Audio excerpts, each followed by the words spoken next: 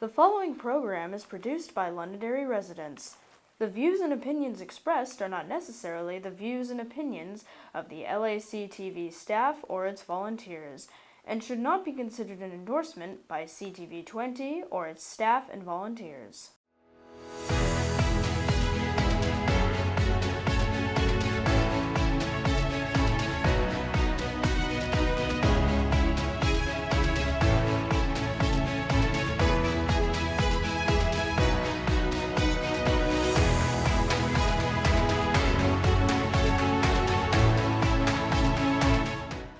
Welcome, Londonderry. Welcome to our show. Today we have a special guest with us. We'll introduce him in just a second, but I want to say my name's Tom Dolan. I'm a state representative, and I'm here with Wayne McDonald, another state representative from Londonderry, and we have a special guest that Wayne will introduce. And I just wanted to say that I'm very pleased. Just recently heard that we were rated among the top 5 counties in the state, Rockingham County that is, and of the top 5 counties, Rockingham County was rated #1 county in the state. I'm very proud of that, and as residents of Rockingham County, you all should be proud of it too, because it affects you and reflects really of what the services that you have and what the county is doing for you. And that's one of the things we're going to talk about today. You see when we get into it about how we might be able to, as state reps, help you engage with your county government, because there are some benefits that you can be taken care of. And Wayne, you want to take it from here? Sure. Thanks, Tom. Good morning, everyone. The last few episodes of Concord Conversations, we've talked primarily about state government, the state budget. Today we're going to really be focusing more on county government. There are 10 counties in New Hampshire, and something that some people don't realize, many people don't realize, is that state legislators, state representatives such as Tom and myself, also serve at the county level, and we vote on the county budget, for example, and we're on various subcommittees. I have the privilege of actually chairing a subcommittee. We're having a subcommittee meeting on Friday, August 4th, actually, for some line item transfers. I'm the subcommittee chairman of the Commissioners, General Government, Grants, Human Resources, and the Treasurer's Subcommittee. I have to have a cheat sheet because there's so many aspects to it. But it's a privilege to serve in county government and as well as serving in state government. And I think the county budget is, $95 million. We just passed at almost $96 million. Yeah. Second largest county in the state of New Hampshire. Yeah, a lot of exciting things going on in Rockingham County. Hillsborough, by the way, is the largest county.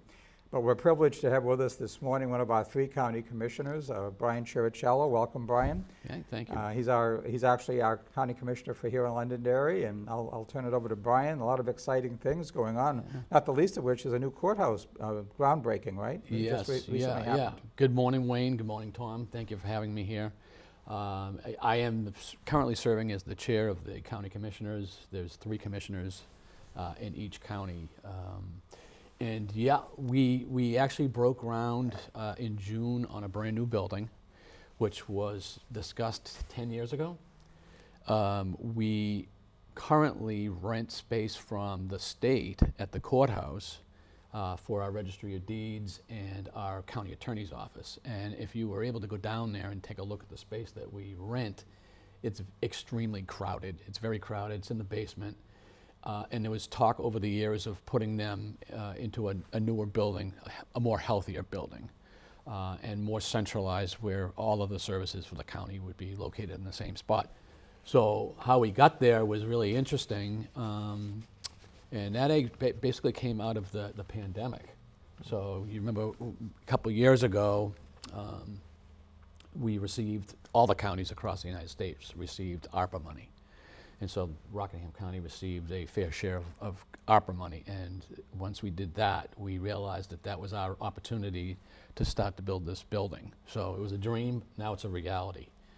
And then what we did is we also did a bond. The delegation, as you had mentioned, Wayne, when you're a state rep, you also do double duty as a delegation member of the county. the delegation decided that they would bond $25 million, which is fair because, you know, you've got a brand new building. You don't want just the current taxpayers paying for it. You want future taxpayers paying for it as well. That and the fact that we had 2 bonds at the county that were coming up, that were expiring, and the fact that when we did this, it was 2 years ago, so the interest, back right before they started ticking up the interest rates. So the timing was really perfect. And we'll expect to see that in June of 2025. So, Right. yeah. The county's doing a lot of great things. I can tell you, when I got elected a couple years ago, it was during COVID. It was scary times, and it was tough times. And what I can tell you is we've become stronger coming out of COVID. For instance, when I was elected, we were rated as a 2-star on the long-term care, that's our nursing home, as a 2-star from the federal government. 2 out of 5. Medicare.gov, and currently we are a 5-star, the highest rating you can be. That's attributed to our employees, which are phenomenal at the county, and the fact that we hired a director of long-term care who has had no government experience. He comes from the private sector. Top-notch person, and he really has driven the nursing home to high levels, high quality levels. Brian, I understand that during COVID, very challenging period, especially for nursing homes, we have a kind of an outstanding record in COVID. Can you tell us what that was? Really happy to announce this, and thanks for bringing that up, Tom. So when I got there, the commissioner at the time, Tom Tombarello, they were listening. This was when COVID was brand new. They were watching news reports in Italy of people in nursing homes that were expiring because of this COVID, and it was devastating. I mean, people, they were losing a lot. At the time, and this is before I got there, they had basically ordered 200 body bags in expecting that it was going to devastate nursing homes. That's what we heard at the beginning. I'm proud to announce that we only lost one person. Oh, we did. I did. One person from COVID, and That's the best record of any county nursing home in the state, isn't it? I mean, if you think about it, that's incredible because our department heads at the county did everything right. You know, they basically kind of kept the seniors away from the public at first before we knew what was going on, and they did it immediately. So the host system worked perfectly.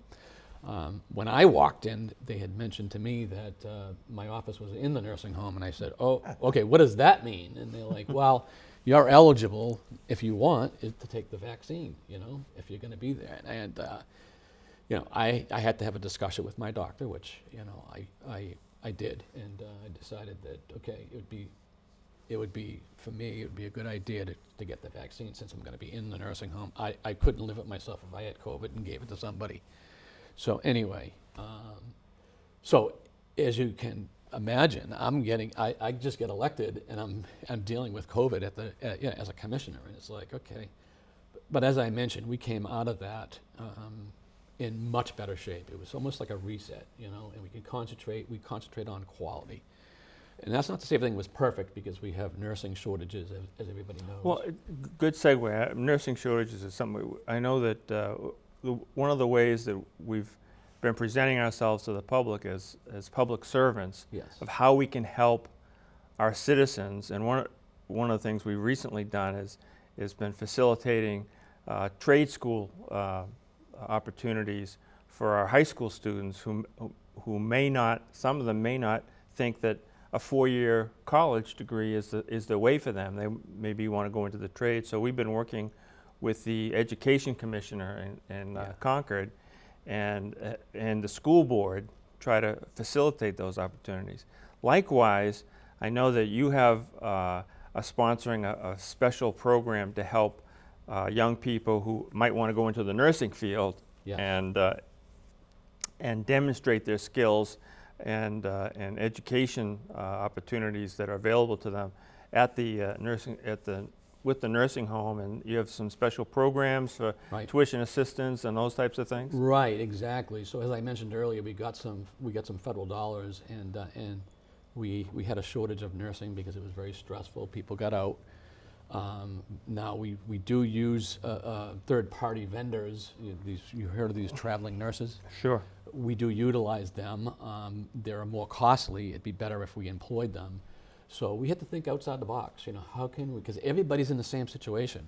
And didn't, Tom, refresh my memory, but I believe the governor and the legislature this past term, didn't we take steps to facilitate certification for nurses? We did, right? And reciprocal agreements with other states that if you're certified in New York or Massachusetts or Tennessee or whatever, that we honor those certifications here in the state now. Yeah. Right. So as I mentioned, we're all in the same boat. So we as commissioners have to decide, well, how can we attract the nurses here in Brentwood? And Brentwood's in a nice location. It's just not the easiest to, you know, it's really between the coast and west side of Rockingham County. So it's a little bit tougher, more rural area. But so we're using money as a bonus money. We also offered scholarships. If you were an LNA and you wanted to move up to the next level, you know, if you stayed there for a certain amount of time, we would pay for that. And we still have those programs available. One of the issues, as I can tell you, is, as I mentioned, everybody's in the same situation. It's a very limited pool of people, and everyone's pulling from that same pool. So it's going to take a little bit of time to get out of that. So our young people don't necessarily have to travel and relocate out of state or move, or if they're in a local college, in a community college here, they don't have to now travel back home to, at the end of that. That's been a big challenge, trying to keep young people in the state and settle here. Well, right, and as you both know, when you boil down everything, it really comes down to housing, okay? If I'm trying to hire an LNA person, you know, you're talking about Brentwood, where the average home is $600,000. They can't live in that town. Right. And that's another issue that we have to tackle as We do have a special committee. The Speaker has created a special Yes. committee chaired by Representative Joe Alexander from Goffstown, Yes. studying that very issue. Absolutely. And so, like I had mentioned, it's going to take us a while to get through it, but we've got programs in place. If you're interested in any of that, you can go to Rockingham County's website. We have all the information. Great place to work, and you're working in government. So I know a lot of young people don't necessarily think about retirement, but if you work for government, you can actually get into the retirement system, which is good. Sure. So Yeah. yeah.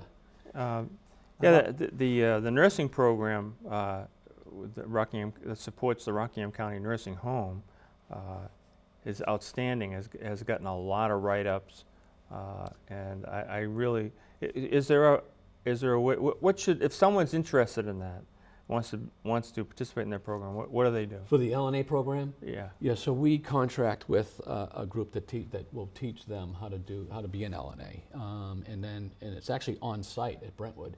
So is there a go. website they go to? Yeah, if you go to the county website, but make sure you when you put in, like if you're Googling Rockingham County, make sure you put New Hampshire, because there are other The Rockingham exact counties. web address is Rockingham. I think it's .org? rockingham.nh.org. Okay. Yeah, Okay. is the website, and there's a lot of information there. I'm also looking for correctional officers. I'm looking for dispatchers. Oh, right, I'm looking right. for people to work at the county attorney's office. So there are plenty of opportunities. Yeah, in one of the upcoming programs, probably later this month, we're going to invite the county sheriff and the DA's office to come. CA's office, the county attorney, county not attorney's district office. Sorry, County I'm sorry. attorney, right. County attorney's office to come on, like Brian is here, and tell us a little bit about what they do and opportunities that might be available. Chuck Maceos has a business, a very well-known business here in town, right on Route 102, and he's actually lives in Salem, Right. but he works here in Londonderry. Is very visible in the community, as his staff. And he's done a lot of work with Homeland Security, Yeah. with child trafficking, things like that typically you don't see that many headlines for in the newspaper, but there's a lot of real good work that's being done. Absolutely. The Sheriff's Department, when I got there, there was a little bit of butting heads between those commissioners and the Sheriff's Department, but when I ran, I wanted to bring respect back to the county, which I believe I have brought respect back to the county. The Sheriff's Office has expanded. I'm a big law enforcement guy. I believe in law enforcement. I give those people the tools that they need to be successful, and the Sheriff will tell you, I believe he will. We actually got two police dogs. The Sheriff's working with federal agents at Homeland Security now. We're chasing down fentanyl, where fentanyl's coming from. They're very, very active. So that Sheriff's Department really has evolved over the last couple of years, much busier. And again, they're going to be going into the new building, which is going to be, it'll give them a little bit more space, but more importantly, the space that they're in currently was supposed to be temporary 25 years ago. They don't have any locker rooms, they don't have any bathrooms, but I'm here to tell you that Sheriff's actually hired more female officers, which is great, but we don't have necessarily the locker room space that the men's side has. So with the new building, it's going to be a much better situation. Yeah, the law and order has always been a very strong community value here in Londonderry, as well as across the county. But when you drive into Londonderry, you go in the main drag and you see this very imposing, large police department, police station, and that it means something. It sends a message to the community that we're not fooling around. Just as law enforcement has really been outstanding at the county level, it's been outstanding here in Londonderry too. Right. All of our police chiefs and officers over the years have done an outstanding job keeping the community safe. One of the things that our local government has done, a town government, and kudos to them, is that when you drive through this community, when you drive past a school, all these things across the nation we've seen with children and teachers at risk from these crazy people. When you drive by one of our schools, you see a police car that's sitting in that school parking lot, and we have proof that people who want to do crazy things to our students and teachers, when they drive by and they see a police car, they keep driving. They go someplace else. And we now have school resource officers at every school, every major school. We probably could add a couple more, just to be on the safe side. And I'm going to encourage the council to think about that. It is expensive, but I think it's something our parents would really be willing to pay for. But putting school resource officers in strategic positions and having them stationed at the school so that when a bad guy shows up at that school, he knows he's going to be challenged by an armed police officer. Yeah, and you both know this. We're very fortunate here in New Hampshire that we live in safe communities. We do support our police here, and we all feel safe here, which is great. One of the things I do want to say is one of the things that we did as county commissioners is we invested in a specialized software program, which is almost like virtual reality type thing, where if you did have, as we mentioned, maybe an active shooter or whatnot, they can get the training because it's important to train for this stuff. And so we have that, and our jail and our sheriff's department are utilizing those tools. As I mentioned earlier, we support our law enforcement and giving them the tools that they need so they can train and be ready for that stuff in a virtual reality world. So it's state of the art, which is great, and very, very happy that we can do that. Yeah, the local. I'm kind of patting myself on the back here a little bit, and I don't mean to do that, but. Speaking as a former town councilor. Yes, when the town council a few years ago became aware of a problem with communications, we had to take some steps. And this is kind of inside baseball stuff that a lot of people aren't that concerned about, but you ought to be. And that is the communication between the fire department and the police department and each other. So we had to upgrade our communication system in order to fix those dead spots where we were having difficulty communicating, and we've done a real good job with that. Good. And I think Derry was one of the models that we followed.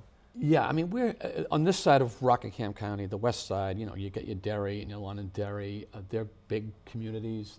You know, Derry's the largest, and I think Londonderry's either the second or third largest. We have those.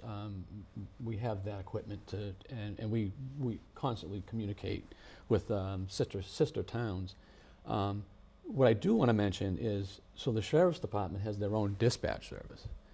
And some of the little towns, maybe like Candia or Deerfield, you know, they don't have their dispatch, so they rely more heavily on the county dispatch. Pretty much a standard practice, I think, throughout the state. With absolutely. Sheriff's Yeah, we office. cover, Londonderry covers a couple of the towns near us as well for Right, dispatch. you have right. They pay us and Yes. we do the dispatch for them. But as part of your county taxes that each town pays in, you know, they have the ability to use dispatch service. Londonderry won't use it, Salem or Londonderry and Derry won't use it, but the smaller communities do. Yeah. What I want to stress is as we're talking about dispatchers as well, it's tough to get those people as employees in. Right. Londonderry so currently there has was- an opening at Wow. dispatch. I can tell you that Portsmouth had an issue, Seabrook had an issue at one time and couldn't man their dispatch, and it called the county and asked for help, and we were there to help them. So it's nice to know that you have a backup system. So And those aren't that small a community either. That's kind of surprising. Portsmouth isn't a small community. it's not. Neither it's is not. Seabrook, not that small. Right. They just had you know, it was just tough getting the dispatch people at that time, and they had a hole in, let's say, third shift, and they asked for help, and we were there. So, and I can tell you, Sheriff Macias, someone calls him up and says, we need help, sure. he's there. Oh, yeah. He's there. So, so we support that as well. Yes, the Sheriff Maceos takes his position very seriously. Yeah. He's on the job. He's on the job. Yeah. What else can I tell you about county? So, I don't know if you want to talk about the fact that a lot of people don't fully understand how it's set up. I mean, many department heads, like the county attorney, are elected independently of you folks. It's not somebody you hire or fire. You don't Right. hire or fire the sheriff or the treasurer or, you know, some of the other probate. Registry of Deeds, county attorney, the sheriff's office are all elected officials. Right. They're their own boss, okay? What a commissioner does is we handle the day-to-day spending operations. Kind of like a board of selectmen on the county level, right? Exactly. But where the delegation comes in, and we see you guys at least 4 times a year, is you. 4 times more than you probably want to, No, right? I got to tell you, you see some other counties in the news where there's some clashing of heads with commissioners and delegation members. I got to tell you, delegation members in Rockingham County have been That was very just- good I'm to just work kidding, with. by the way. No, but I know you were kidding, but I do want to stress that we're very fortunate to have a supportive delegation at the county. And I can say that because I was on the other side. I did 10 years as a state rep too, before I was county Right. commissioner. That's right. And I was a delegation member for 10 years, so I kind of knew the ins and outs of the county before I And I jumped into think the county a side. huge reason for that, not the only reason certainly, but a huge reason is Cheryl Hurley, the delegation assistant. For Yeah. the, you know, she's invaluable. She's, Oh, yeah. you know, the assistance she provides to the delegation and coordinating between us and the commissioners. And again, I'm chairman of the commissioner subcommittee, but she's been invaluable to me, and I'm sure any executive committee member Yeah. would say the same thing. Absolutely, there's no doubt. And Cheryl's been there for a long time. She's, again, one of our very valuable employees. We're very fortunate. I can't stress that enough, to have really good people. When I walk in, they're happy. I don't really see a lot of grumbling or anything like that. Yeah. I really enjoy going to the county, and people are very generally happy, you know. And I mean, just to prove the budget and Yeah. the whole personnel side of things. Right. How many positions do we have? Is it 300 and something or 500? yeah, I think it's five. It's like 77 or something like that. Okay. Yeah, Okay. yeah. There's 500 positions. So there's 8 unions that we deal with, and like I said, it's a $95 million operation. Now this year the budget did increase. The amount of taxes that gets from taxes went up 3%. Over the last 4 years, it's a total of 3%. While if you look at the 3 years nationally, it's 14% inflation rate. Right. So we're very, very frugal with our budget. We're not there's not a lot of, Right. spending on unnecessary You know, things. people don't go into county government or into state government to get rich. No, You- no. You're there, and this comes from the character of the people at the leadership levels. You're there to serve. There to serve, and that's, it's all about, as you both know, it's all about serving the people. Mm. That's what I enjoy most. And again, we've got nursing home, we've got assisted living, which by the way is full. We have 49 people in assisted living, which is the Dave Barker side. Sheriff's Department, County Attorney, Registry of Deeds, and the jail. So, $95 million budget for 36 communities. For instance, I mean the town of Derry, the schools are 107 million. The whole county, 36 towns, is less than Yeah. the school budget in Derry. So you're getting a really good service, and I do want to say, I know we're running low on time here, but I got a really nice email from Representative Dan McGuire. Mm. And he said to me, I don't know what you're doing at Rockingham County, but you really need to put a program together, travel the other counties and let them know what you're doing, because he noticed that not one town, on your tax rate, every single town was under $1 per thousand on your tax rate. Right. Okay?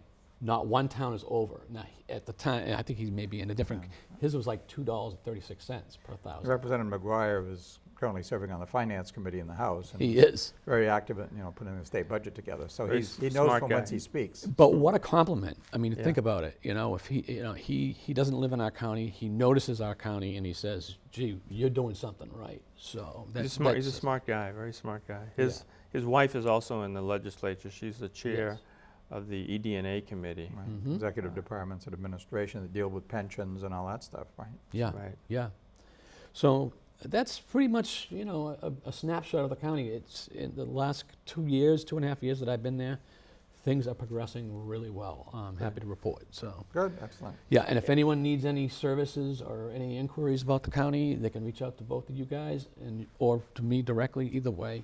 Sure. We're yeah. here to serve, as you said, so Yes. I'm happy to Well, answer any questions that anyone has. Any of the state reps in Londonderry can help community members if they want to get involved in this program for nursing at the nursing home in Rockingham County, or any other program along those lines. We'll certainly be able to help you by putting you in touch with the right people. Perfect. And again, it's important because to remember that all 7 reps from Londonderry are involved in county government. Right.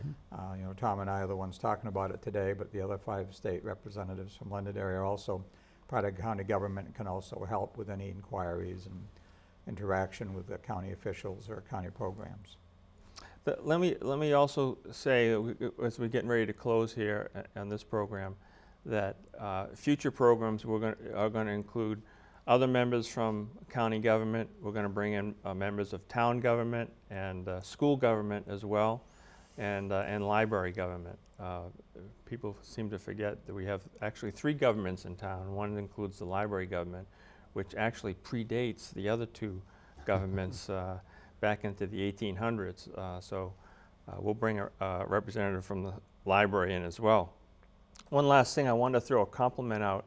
This is the time of year, this summertime, that road paving goes on, and you see a lot of paving projects around town and around the state. I continue to be amazed as to how well Londonderry's Public Works Department mentors that program. They don't actually do the paving themselves. They oversee contractors who do it. I drive around the state, drive to Nashua or whatever, and it's like driving on a washboard, a ripple effect that you think your car's going to go out of line. In Londonderry, the paving that's done, it's so smooth and so professionally done. I'm very proud of that. Dave Woolley is the Director of Public Works. He's doing a great job. He transferred up here from Salem when Janos retired, and he's been doing a great job with his team. So just a thorough compliment to him and his team, doing a great job on our roads. We have probably a couple hundred miles of roads, local roads in town, not including the state roads, but the local roads that need to be paved every once in a while. So congratulations to them and the great job that they're doing. Any last comments from Wayne or Well, Brian? I just want to thank the Commissioner Chirichiello, for joining us this morning. And again, county government is an integral part of how New Hampshire functions. It's important that the citizens of Londonderry realize that, and everything, all the great things that's going on at the county level. And I want to thank Brian for being here and everything he's doing to make it work. Thanks for having me again. And if there's anything that you want us to specifically talk about or look into on your behalf, let us know, and we'll certainly bring it up on TV here and give you some feedback. Great. So with that, thank you everybody, and we'll see you next time. Continue to enjoy your summer. Yes. Remember, Old Home Days is coming up.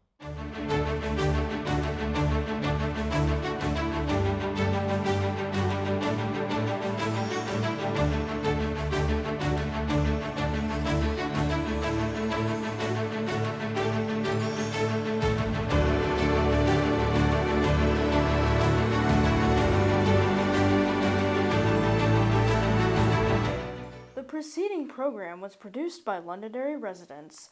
The views and opinions expressed are not necessarily the views and opinions of the LACTV staff or its volunteers and should not be considered an endorsement by CTV 20 or its staff and volunteers.